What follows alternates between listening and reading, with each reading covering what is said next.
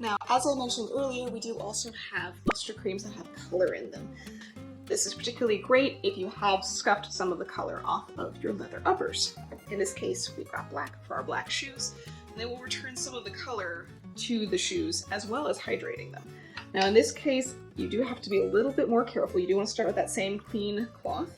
You have to be a little bit more careful since this particular stuff can actually dye your clothes, dye your hands, or if you have two-tone shoes, it can rub off onto the other part of the shoe as you're working and end up sort of staining it. So you want to be extra careful to make sure that you're only applying it where you want to. Just like the neutral luster cream, we're going to be applying that to all of the surfaces that match our luster cream, and it will return hydration as well as color to your leather. So just like our neutral luster cream, we're going to let this set for 5 to 10 minutes before we wipe off the excess. So in brushing off your excess, you just need a clean part of your cloth, and you'll buff off the luster cream that is left behind.